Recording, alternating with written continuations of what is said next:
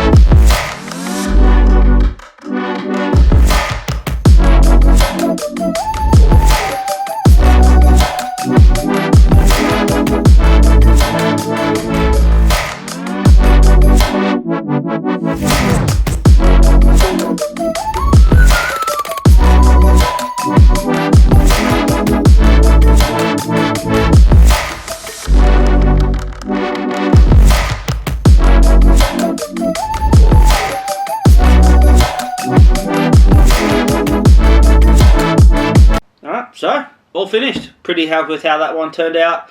It was definitely pretty quick, but I think it'll look cool in the end when I make the final finished one. And I'm definitely going to improve on things a lot, but overall I think it'll look really cool and the idea works, and that's the main thing. So, if you want to hit like, that'd be sick. If you want to hit subscribe, that'd be awesome. If you want to check out one of my other videos, that'd be cool. Till next video, peace.